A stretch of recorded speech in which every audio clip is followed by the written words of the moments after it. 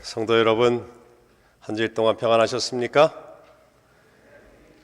안식일을 맞이하는 첫 시간, 우리 하나님께서 태초부터 명하신 거룩한 안식의 복과 평강이 우리 모든 성도들에게 충만히 임하시게 되기를 간절히 기원합니다.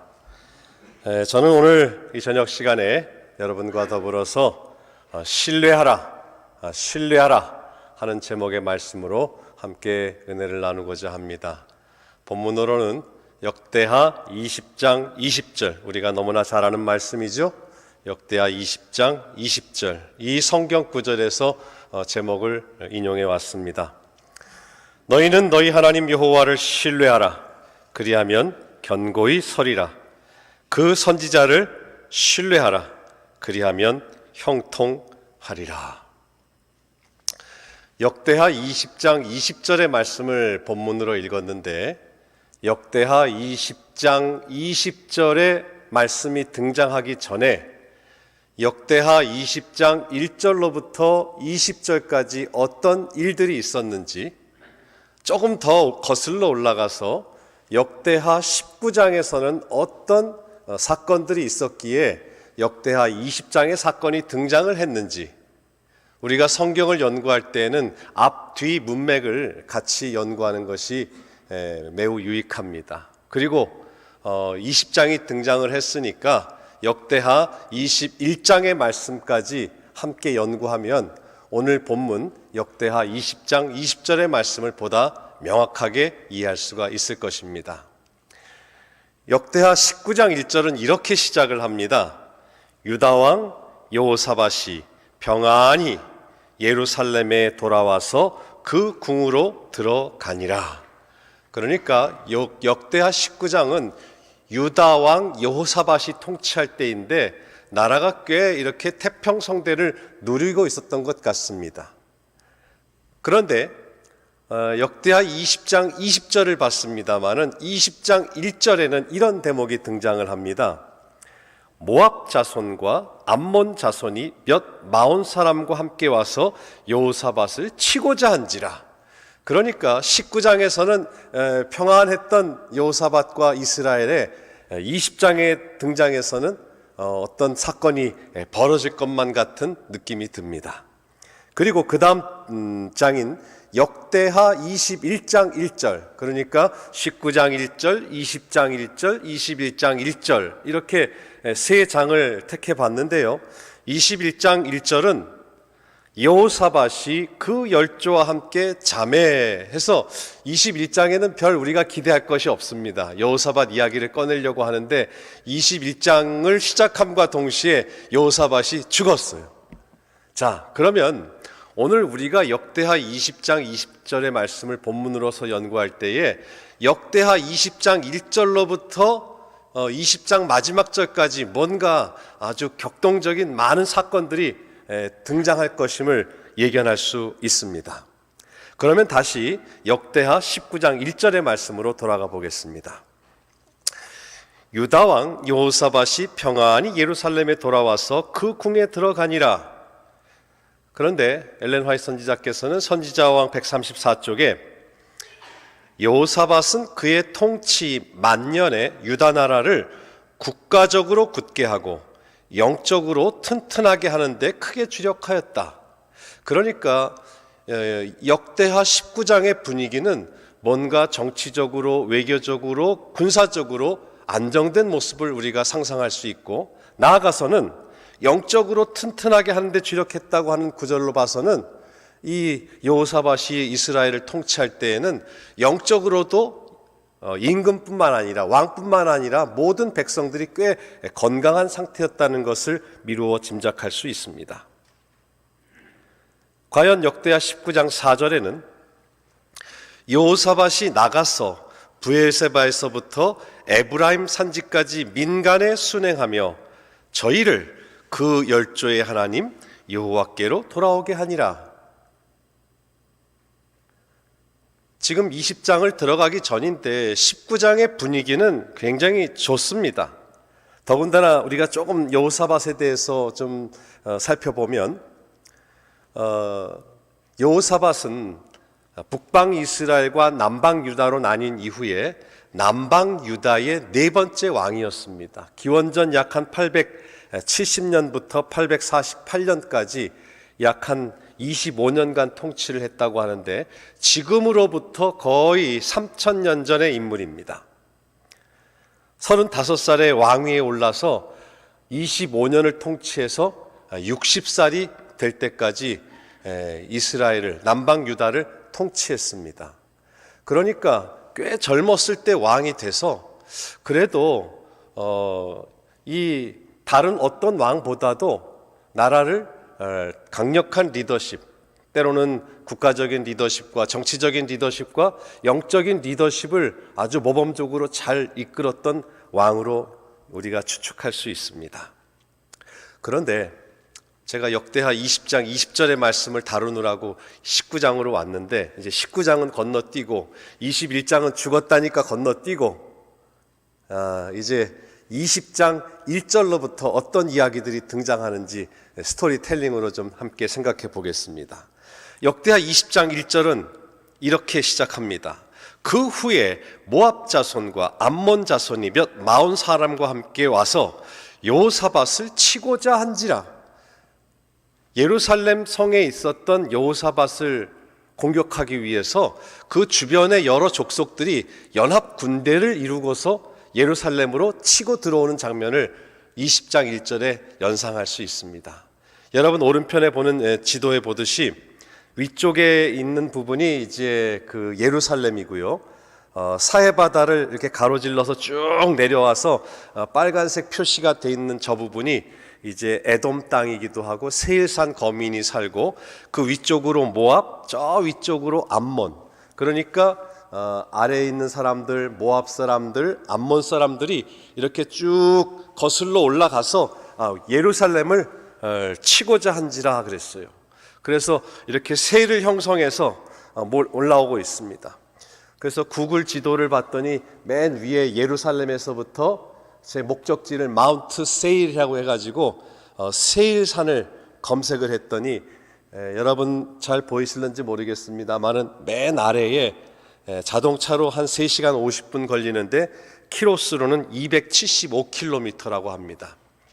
그러니까 우리 서울에서부터 거리를 측정한다면은 제일 먼 곳이 아마도 한 대구쯤 되지 않을까 싶어요. 정확한지 모르겠습니다만은 이제 거기에서부터 이렇게 연합군이 쭉 치고 들어옵니다. 역대하 20장 1절이에요. 2절의 말씀 보겠습니다. 혹이 와서 여호사밧에게 고하여 이르되 큰 무리가 바다 저편에서 왕을 치러 오는데 이제 하사손 다말 곧 엔게디에 있나이다 그랬어요. 그래서 엔게디가 어딘가 하고 또 역시 구글의 도움을 받았더니 맨 위에 출발지는 예루살렘 이스라엘이고 도착지는 엔게디예요. 그런데 워낙 가까우니까 저 빨간 점 안에 두 지역이 거의 붙어 있습니다. 여기 지도의 맨 아래쪽에 보니까 자동차로 9분, 아마 이 자동차 트래픽이 있는 모양입니다. 거리수로는 한 3km밖에 안 돼요. 근데 적들이 한 200km, 300km에서 쭉 치고 들어 올라와서 이제 얼마만큼 가까이 왔어요? 엔게디, 불과 3km까지 왔어요. 가령 대구 그쪽에서부터 막 우리 서울로 치고 올라오는데 제가 삼육대학교에서 3km면 어디쯤인가 했더니 서울여대 정도 되더라고요. 그러니까 여호사밧이 이제는 적들이 연합해서 치고 들어오는데 소위 말해서 턱 밑까지 왔어요. 나름 20년 넘게 태평성대를 누리고 잘 통치를 해왔는데 이제 다른 연합군들이 저 남쪽에서부터 세를 모아서 이제 불과 3km까지 다가왔단 말입니다. 그러니까 여호사밧이 이제 그의 만년에 내가 통치 만년에 이게 뭐냐 하면서도 이제 그가 큰 위기를 맞았었을 때에 역대하 20장 20절 이후에 3절과 4절에 그의 태도를 우리가 살펴볼 수 있습니다. 왕이 겁이 났겠죠. 여호사밧이 두려워하여 여호와께로 낯을 향하여 간구하고 온 유다 백성에게 금식하라 공포하매, 위기를 만났을 때의 여호사밧은 아마 이 정치적인 리더십뿐만 아니라 영적인 리더십을 가지고 있었던 것 같습니다. 이제 우리에게 정말 큰 위기가 왔다. 이제 금식하고 기도해야 되겠다. 지금 무기 창고에서 무기를 꺼내와라가 아니었어요. 그런데 백성들도 이 여호사밧의 말을 참 잘 듣습니다. 그 밑에 뭐라고 그랬어요? 유다 사람들이 모든 성읍에서 모여와서 여호와께 간구하더라. 왕부터 하나님을 찾으니까 온 백성들이 이제 하나님께 그 위기의 때에 구해달라고 기도하는 모습을 보여줍니다. 그래서 여호사밧 왕이 하나님 앞에 아주 장문의 기도를 드립니다. 시간이 많지 않기 때문에 제가 빠른 속도로 왕의 기도를 드릴 테니까 여러분은 이제 귀로 쓱 들으십시오. 여호사밧이 백성들 앞에서 무릎을 꿇고 기도합니다. 가로되 우리 열조의 하나님 여호와여, 주는 하늘에서 하나님이 아니시니까 이방 나라의 모든 나라를 다스리지 아니하시나이까. 주의 손에 권세와 능력이 있사오니 능히 막을 사람이 없나이다. 우리 하나님이여, 전에 이 땅 거민을 주의 백성 이스라엘 앞에서 쫓아내시고 그 땅으로 주의 벗 아브라함의 자손에게 영영이 주지 아니하셨나이까. 저희가 이 땅에 거하여 주의 이름을 위하여 한 성소를 건축하여 이르기를, 만일 재앙이나 난리나 견책이나 온역이나 기근이 우리에게 임하면 주의 이름이 이전에 있으니 우리가 이 전 앞과 주의 전 앞에 서서 이 환난 가운데서 주께 부르짖은즉 들으시고 구원하시리라 하였나이다. 옛적에 이스라엘이 애굽 땅에서 나올 때에, 저 남쪽에서부터 이스라엘로 올라올 때에 이 암몬, 모압, 세일산 사람들 침노하기를 주께서 용납하지 아니하셨으므로 이에 저희를 봐줘서 저희가 치우쳐 떠나고 멸하지 아니하였거늘 이제 저희가 우리에게 갚는 것을 보옵소서. 저희가 주께서 우리에게 주신 주의 기업에서 우리를 쫓아내고자 하나이다. 매우 다급한 목소리로, 그러나 그의 운명이, 또 유다의 운명이 하나님께 달려있음을 확신하고 전적으로 하나님께 매어 달리면서 기도를 합니다. 기도가 한 절이 더 남았습니다. 역대하 20장 12절입니다. 우리 하나님이여, 저희를 징벌하지 아니하시나이까. 우리를 치러 오는 이 큰 무리를 우리가 대적할 능력이 없고 어떻게 할 줄도 알지 못하옵고. 그러면서 오직 주만 바라보나이다. 온 힘을 다해서 간절한 마음으로 하나님 앞에 기도한 후에 그 기도의 마무리를, 하나님 오직 주만 바라보나이다. 여호사밧 왕은 20년이 넘는 통치 기간 동안에 아마 스스로를 의지하던 때도 있었을 것입니다.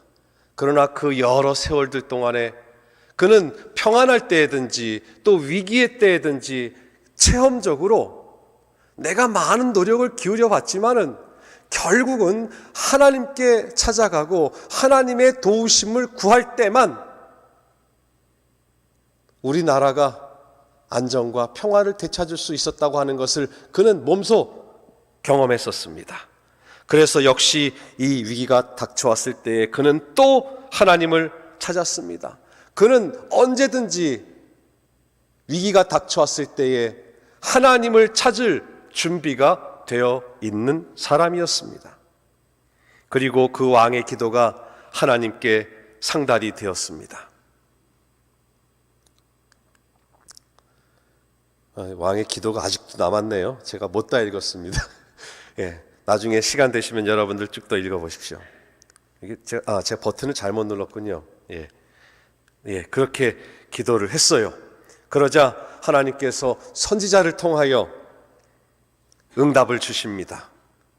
야하시엘이 가로되, 온 유다와 예루살렘 거민과 여호사밧 왕이여 들을지어다. 여호와께서 너희에게 말씀하시기를 이 큰 무리로 인하여 두려워하거나 놀라지 말라. 이 전쟁이 너희에게 속한 것이 아니요 하나님께 속한 것이니라. 너희는 내일 마주 내려가라. 저희가 시스 고개로 말미암아 올라오리니 너희가 골짜기 여루엘 들 앞에서 만나려니와 이 전쟁에는 너희가 싸울 것이 없나니 항오를 이루고 서서 너희와 함께한 여호와가 구원하는 것을 보라. 유다와 예루살렘아, 너희는 두려워 말며 놀라지 말고 내일 저희를 마주 나가라. 여호와가 너희와 함께 하리라 하셨느니라. 하나님의 응답을 통해서 온 유다와 여호사밧은 큰 용기를 얻게 되었습니다. 여호사밧이 몸을 굽혀 얼굴을 땅에 대니 온 유다와 예루살렘 거민들도 여호와 앞에 엎드려 경배하고 그앗 자손과 고라 자손에게 속한 레위 사람들은 서서 심히 큰 소리로 이스라엘 하나님 여호와를 찬송하니라. 그리고는 제가 지금까지 읽어드렸던 성경 말씀이 유다 백성들이 위기에 처했을 때에 경험했던 역대하 20장 20절의 말씀이 등장하기 전까지의 성경 구절입니다. 그리고 드디어 역대하 20장 20절, 제가 오늘 본문으로 택한 말씀이 등장합니다. 이에 백성들이 일찍 일어나서 드고와 들로 나가니라. 나갈 때 여호사밧이 서서 가라되 유다와 예루살렘 거민들아, 내 말을 들을지어다. 너희는 너희 하나님 여호와를 신뢰하라. 그리하면 견고히 서리라. 그 선지자를 신뢰하라. 그리하면 형통하리라. 그러니까 오늘의 이 성경절은 이 적과 대치해서 죽음을 마주한, 또 매우 두려운 전쟁을 앞둔 엄숙한 순간에 여호사밧이 이스라엘 백성을 앞에 두고서 매우 비장한 목소리로 선언한 말씀이 역대하 20장 20절의 말씀입니다. 이제 20장 20절 이후의 말씀도 우리가 함께 생각해 볼 여지가 있습니다. 20장 20절 이후에 당연히 21절이 등장하겠죠. 그런데 이상한 전쟁이 벌어집니다. 20장 바로 다음 절 아닙니까? 전쟁의 양상이 묘하게 흘러갑니다. 여호사밧이 백성으로 더불어 의논을 했어요. 그리고 첫째, 노래하는 자를 택했습니다. 그리고 거룩한 예복을 입혔습니다. 그리고 그들을 군대 앞에서 행하게 했습니다. 그리고 여호와를 찬송하여 이르기를 여호와께 감사하세 그 자비하심이 영원하도다 하게 하였더니, 그림이 자세히 보이는지 모르겠습니다만은 아마 맨 앞에 선두에 선 사람이 여호사밧이겠죠. 그리고 거룩한 예복이 굳이 흰색인지는 모르겠습니다만은 이 앞에 사람들이, 노래하는 자들이 섰습니다. 이 그림을 그린 화가가 저 뒤에 수많은 군인들이 이 예복을 입은 사람을 따라 나오는 그림을 그렸어요. 통상적으로 전쟁에 임한다면 군대를 앞세워도 시원치 않을 판에 지금 매우 이상한 모양의 전쟁을 하고 있습니다. 그런데 놀랍게도 제가 사실 오늘 설교 말씀을 준비하면서 제일 감동을 받았던 말씀은, 물론 성경 본문은 역대하 20장 20절의 말씀을 꼽았는데 역대하 20장 22절의 말씀을 통해서 제가 큰 은혜를 받고 또 많은 시간을 보냈습니다.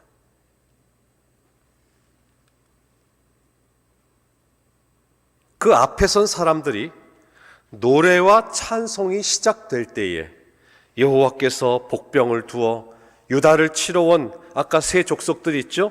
암몬, 모압, 세일산 거민을 치게 하심으로 저희가 패하였으니, 자, 이 첫 번째 문단과 마지막 문단을 한번 같이 생각해 보시죠. 그들의 노래와 찬송이 시작될 때에 저희가 패하였으니, 전쟁이 시작됨과 동시에 끝난 전쟁이 되고 말았어요. 그들의 노래와 찬송이 시작될 때에 이 전쟁은 끝이 났어요. 어떤 모양으로요? 역대하 20장 23절은 말합니다. 일단 먼저 저 위쪽에 있던 모압과 암몬 자손이 저 남쪽에 원래 주둔하고 있었던 이 세일산 거민을 쳐서 진멸을 했어요. 그리고 세일산 거민을 진멸한 후에는 모압과 암몬이 어떻게 해요? 저희가 피차에 사륙하더라. 그러니까 하나님께서 선지자를 통하여 말씀을 주신 대로 너희는 이 전쟁에 나설 게 없어, 너희는 가만히 지켜만 봐 하는 말씀이 불과 3절 이후에 등장을 합니다. 역대하 2장 20장 23절에 이방연합군이 서로 내분을 일으키고 자멸하게 되는 모습을 똑똑히 보게 됩니다. 선지자 왕 가운데 노래로 여호와를 찬양하고 이스라엘의 하나님을 높이면서 원수의 군대와 싸우기 위해 나가는 모습은 특이한 전쟁 방법이었다. 만일 오늘날 우리가 더욱 하나님을 찬양한다면 우리의 희망과 용기와 믿음은 증가될 것이다. 그리고 이 찬양의 노래는 오늘날 진리를 옹호하기 위해 서 있는 용감한 군사들의 손을 더욱 굳세게 하지 않겠는가?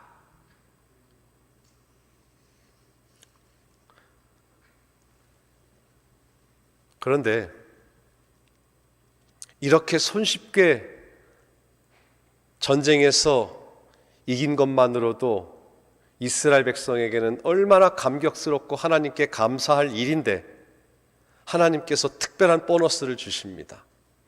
25절과 26절입니다.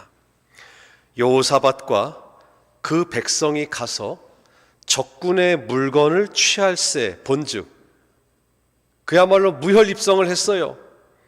봤더니 적군들이 다 스스로 멸망을 했는데 그 가운데에 재물과 의복과 보물이 많이 있는 거로 각기 취하는데, 좀 이해가 안 되는 대목이 있긴 합니다. 전쟁터에 나오는 사람들이 얼마나 많은 재물과 의복과 보물을 가지고 왔는지는 모르겠습니다만은, 이렇게 올라오면서 어디 다른 도시들을 약탈을 했는지 모르겠습니다만은, 그들이 다 죽고 난 자리에 재물과 의복과 보물이 많이 있었어요.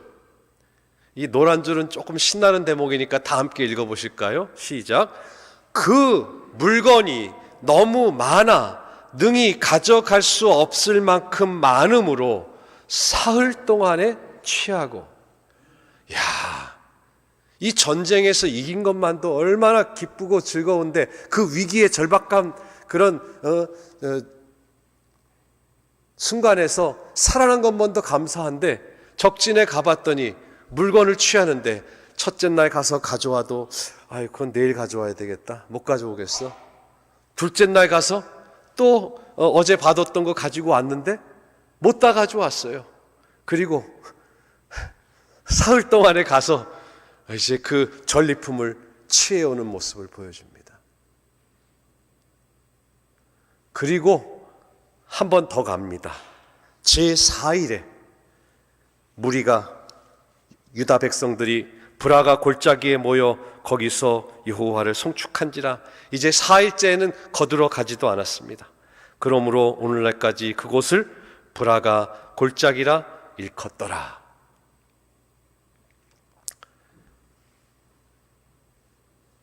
엘렌 화이트 선지자께서는 선지자왕 137쪽에 하나님께서는 이 위기에 유다의 힘이 되셨고 오늘날에도 당신의 백성에게 힘이 되신다.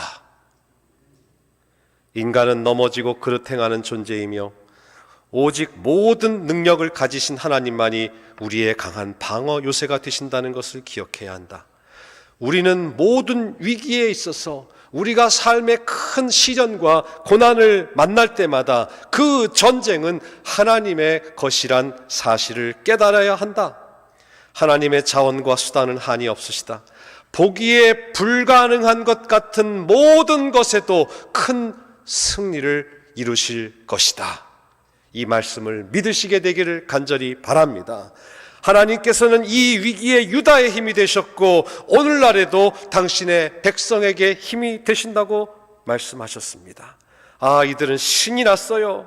20장 27절 28절 유다와 온 예루살렘 모든 사람이 여호사밧을 선두로 즐거이 예루살렘으로 돌아왔습니다. 이는 여호와께서 저희로 구적군을 인하여 즐거워하게 하셨습니다. 무리가 비파와 수금과 나팔과 아마 온갖 악기들을 다 동원해 가지고 나왔을 것입니다. 그리고 예루살렘에 이르러 여호와의 전에 나아가니라. 자기들이 연주할 수 있는 모든 악기들을 들고 예루살렘에 모여서 하나님을 찬송했습니다.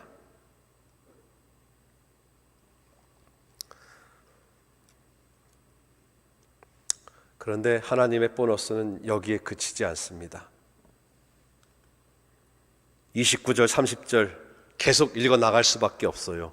이 역대하 20장의 말씀은 멈출 수가 없습니다.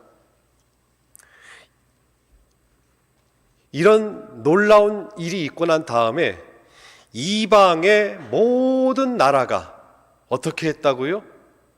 여호와께서 이스라엘의 적군을 치셨다 함을 듣고 두려워한 거로 여호사밧의 나라가 태평하였으니 이는 그 하나님이 사방에서 저희에게 평강을 주셨음이더라. 역대하 19장에서의 평안을 누렸던 여호사밧, 20장의 많은 위기들을 만났었지만은 극적으로 하나님께서 그들을 승리하게 하시고 그들에게 재물을 얻게 하시고 이방의 모든 나라들이 그들로 하여금 떨게 하셨어요. 감히 유다를 공격할 엄두를 내지 못하고 여호사밧의 때에 하나님께서 평강을 주셨더라 하는 말씀으로 역대하 20장이 마무리됩니다. 사랑하는 성도들이시여, 우리는 전능하신 하나님을 신뢰할 때에 견고히 설 수 있습니다. 하나님께서 보내신 선지자의 말씀을 따르고 순종할 때에 우리는 형통한 그리스도인의 삶을 살 수 있습니다. 종종 우리가 사는 세상에서도 도무지 우리의 힘과 능력으로 이길 수 없는 것처럼 보이는 시험과 시련이 우리 앞에 놓일 때가 얼마나 많은지 모릅니다. 여러분 앞에 넘을 수 없을 것 같은 장벽이 있습니까? 믿음으로 하나님을 신뢰하시기를 바랍니다. 여러분 앞에 감당하기 힘든 고난과 역경이 있습니까? 믿음으로 하나님을 신뢰하시기를 간절히 바랍니다. 새들은 바람이 가장 강하게 부는 날 집을 짓는다는 말이 있습니다. 바람이 그치기를 기다려서 집을 지으면 날아다니기도 쉽고 집을 짓기도 쉽습니다.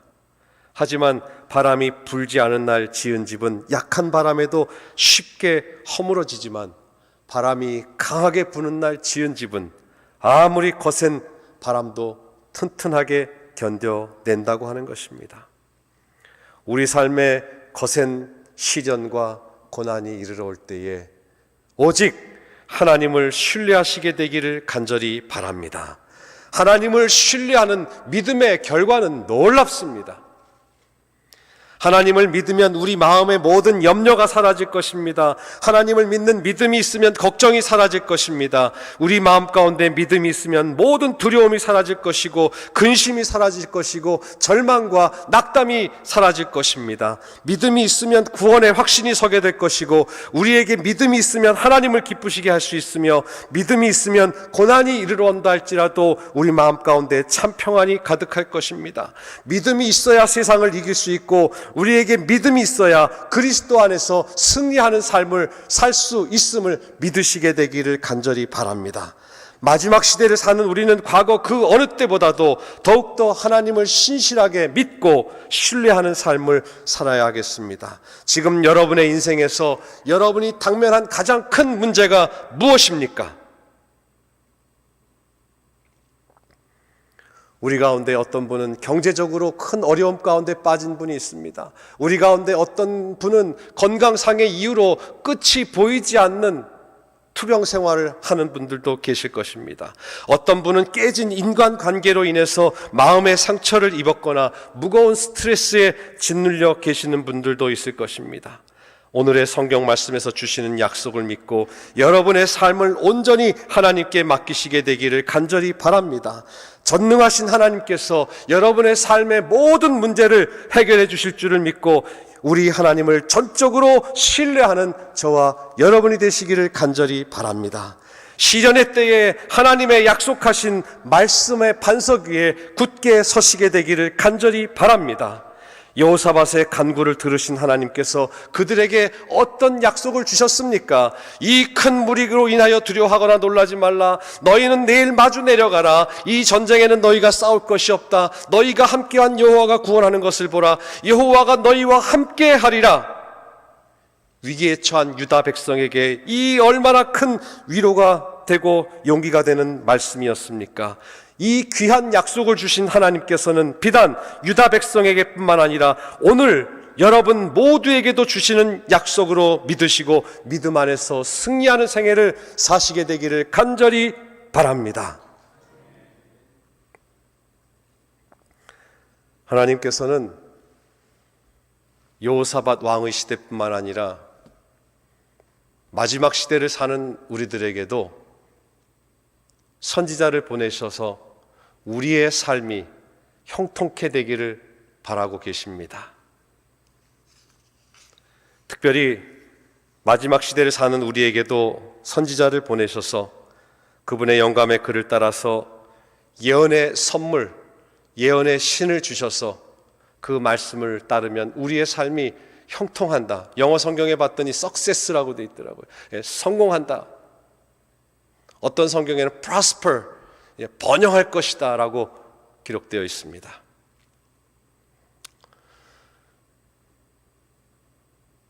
여호사밧의 전쟁은 3000년 전의 전쟁이었습니다. 그리고 이스라엘의 지역에 국한된 전쟁이었습니다. 이제 우리 앞에는 더 큰 전쟁이 놓여 있습니다. 우리 앞에 놓인 전쟁은 인류의 마지막 선과 악의 대쟁투입니다. 그렇기 때문에 남은 자손에게 이정표로 주신 예언과 예언의 신, 또 그 기별을 간직했던 선지자를 알고 그 선지자 엘렌 화이트의 교훈과 가르침을 더욱 진지하게 연구하고 우리가 가야 할 길을 담대히 나아가야 하겠습니다. 아모스 3장 7절에 주 여호와께서는 자기의 비밀을 그 종 선지자들에게 보이지 아니하시고는 결코 행하심이 없으리라고 말씀했습니다. 하나님께서는 인류 역사의 모든 세대를 거쳐서 각 시대마다 하나님의 뜻을 드러낼 선지자를 세우셨습니다.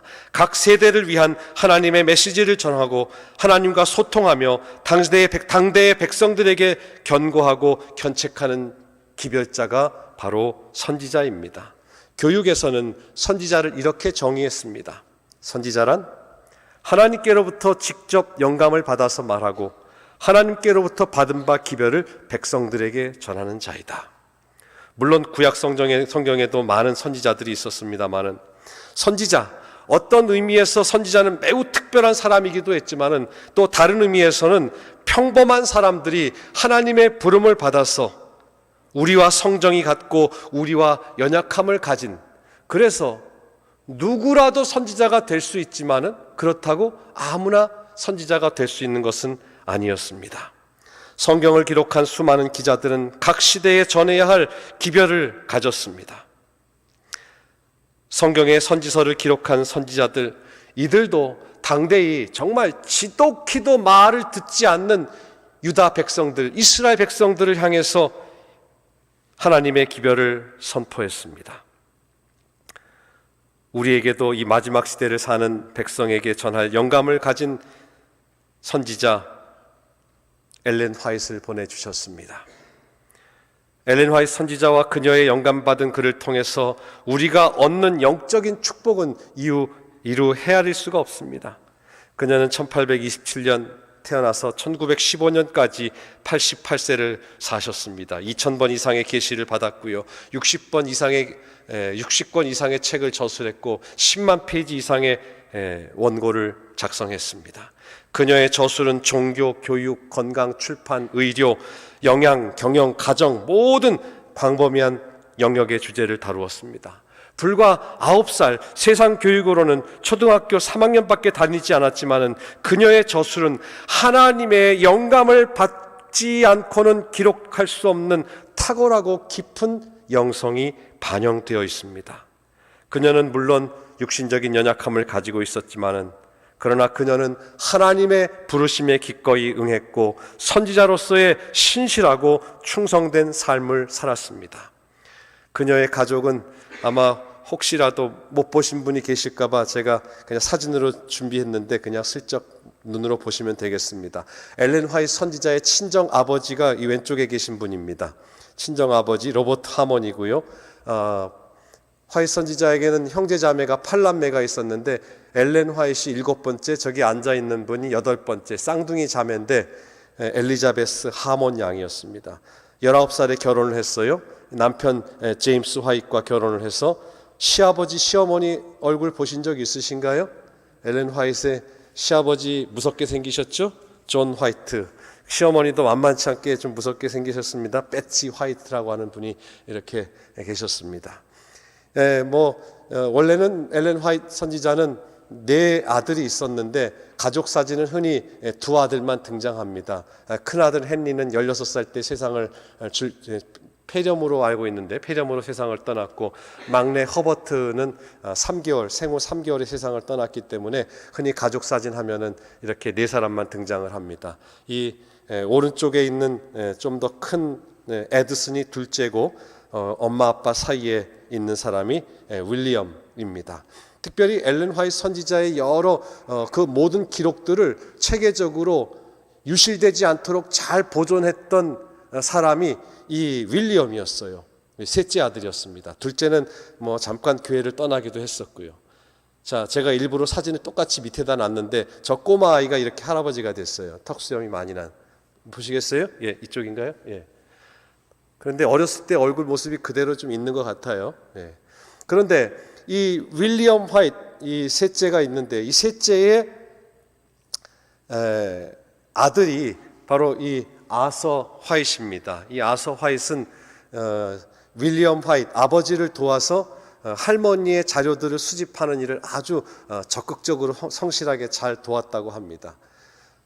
제가 이 아서 화이트이 쓴 한 책을 소개해 드리려고 이 가족을 굳이 소개했는데요. 엘렌 화이트의 3번째 아들 윌리엄 말씀드렸죠. 윌리엄의 아들 그 아서 화이트를 얘기했는데 아서 화이트이 어렸을 때의 할머니에 대한 기록을 이렇게 에피소드를 남긴 책이 있어요. 재작년에 시조사에서 우리가 몰랐던 엘렌 G 화이트의 인간적인 면모라는 책을 했는데 제가 시간이 많이 갔기 때문에 한두 구절만 좀 인용을 해보려고 합니다. 여기에 이런 이야기가 있어요. 이 손자 아서 화이트이 할머니를 찾아갔어요. 어느 날 나는 종종 할머니가 벽난로의 지필의자에 앉아서 글을 쓰시는 모습을 보곤 했다. 제가 이 책입니다. 이 책의 실물이에요. 우리가 달려오는 것을 본 할머니는 글을 쓰던 펜을 한쪽에다 놓으시면서 우리를 자기 옆으로 오라고 손짓하셨고 어린아이들이 흥미 있어 하는 것들에 대해 얘기해 주셨다. 그녀는 종종 우리의 성이 패밀리 네임이 화이트라는 것을 상기시켜 주셨고 워드 플레이를 하셨어요. 멋진 말놀이로 얘들아 너희들은 너희 이름에 걸맞게 화이트하게 그러니까 하얗고 순결하게 살아야 한다. 이런 말씀을 했다는 거예요. 저도 이 이야기를 읽기 전까지만 해도 엘렌 화이트에서 한 번도 그 화이트가 색깔 화이트인지는 생각해 본 적이 없었는데 이 할머니는 유머 감각이 있었던 모양입니다. 그래서 야 우리 가문이 그래도 화이트 가문인데 베리 블랙 목사님은 베리도 있는데 베리가 블랙이 아니고 우리는 화이트다. 그러니까 순결하게 살아야 된다. 이런 이야기를 들려줬다고 하는 회고를 했어요. 또 한 번은 화이트 부인에 대한 이야기를, 할머니 이야기를 했어요. 이제 할머니의 흑역사죠. 1863년 여름이었다. 그때 나는 할머니의 집에 있었다. 그때만 해도 엘렌 화이트는 육식을 많이 했고 단순하고 건강에 좋은 음식들에 대해서는 별 관심을 두지 않았다. 그녀는 체력을 위해서는 육식이 필요하다고 생각을 했다. 그래서 고기 먹는 것을 꽤 좋아했어요. 1827년생이니까 이때만 해도 거의 나이가 40세가 다 되도록 고기를 좋아했어요. 그런데 그녀는 계시를 통해서 자극적인 음식과 육식에서 벗어나서 단순하고 건강에 좋은 음식을 먹음으로써 얻는 유익에 관해서 보게 되었다. 그래서 이제 내가 계시를 받아서 이제는 더 이상 육식을 하지 않는 게 좋아 해서 요리하는 사람에게 말합니다. 요리하는 사람에게 더 이상은 이제 오늘부터 고기를 먹지 않을 거니까 앞으로 식탁에 고기 내지 마세요 라고 실행에 옮겨졌습니다. 그리고는 몇 시간이 지난 다음에 가족들이 땅에서 난 좋은 것으로 풍성하게 차려지긴 했지만은 고기로, 육류로 만든 음식은 하나도 없는 식탁에 와서 앉았다. 엘렌 화이트는 자기가 시장하다고 생각했으나 차려진 음식을 보고는 시장기가 사라졌다. 야, 이 식탁에 고기가 없어. 그리고 식탁을 떠나버렸대요. 이제 배가 고팠으니까 다시 다음 끼니 식사가 됐겠죠. 다시 식사 시간이 왔고 가족들이 식탁에 둘러앉았다. 이번에는 그녀가 배고픔을 느꼈다. 그러나 식탁을 쭉 살펴보고서는 고기가 없는 것을 발견한 그녀는 식사를 하고 싶지가 않아서 음식에 손도 대지 않고 일어나 나가버렸다. 그녀는 오로지 고기만 먹고 싶었다. 그런데 한 번 더 다시 식사 시간이 왔을 때 엘렌 화이트는 서둘러 식탁으로 가보았다. 이제는 배가 고팠으니까 서둘러 갈만도 하겠죠. 거기엔 여전히 고기가 없었고 그녀는 그것을 갈망하고 있었다. 고기가 먹고 싶었어요. 도무지 단순한 음식들은 그녀에게 매력적이지 않았다. 그 후에 그녀는 우리에게 이렇게 말해주었다. 나는 나의 두 팔을 배에다 가로 얹어놓고 말하기를 나는 단순한 음식을 먹든지 안 그러면 전혀 먹지 않을 거야. 내 위장하게 말하기를 너는 단순한 음식을 먹을 때까지 기다려야 돼. 결국 하나님께서 사람에게 주신 건강에 좋은 단순한 음식을 화이트가 즐겁게 먹기까지는 그리 오랜 시간이 걸리지 않았다. 이와 같이 엘렌 화이트도 우리 모두가 경험하는 것과 같은 똑같은 식욕과의 전쟁을 경험했음을 볼 수 있다. 하나님의 사자가 되는 일이 그녀의 자신의 경험 속에서 일어나는 이러한 개인적인 투쟁을 그녀라고 해서 면제해 주지는 않았다 그랬습니다. 끝으로 한 이야기만 더 들려드리겠습니다. 엘름스 헤이븐은 엘렌 화이트이 캘리포니아 지역인데 마지막 숨을 거두시기까지 지내던 곳이었습니다. 그런데 엠스 헤이븐의 그 집에 사시는데 반경 10km 안에는 많은 남유럽 사람들이 이민을 와 있었어요. 남프랑스, 보르도 이런 데는 포도 농장을 많이 하지 않습니까? 근데 그들의 주업은 포도를 재배하고 와인을 제조했어요. 그런데 거기에 바로 너머에는 매우 큰 양조장이 있었는데 그 술을 만드는 양조장이 아마 세계에서 제일 큰 양조장으로 평판이 나 있었답니다. 제7일 안식일 예수재림교인들은 그들의 절제 원칙 때문에 이곳에 사는 사람들에게 별로 인기가 없었다. 아무리 큰 양조장을 가지고 있으면 뭐해요? 이 안식일 교인들은 와인 한 병을 사가지고 가는 꼴을 못 봤어요.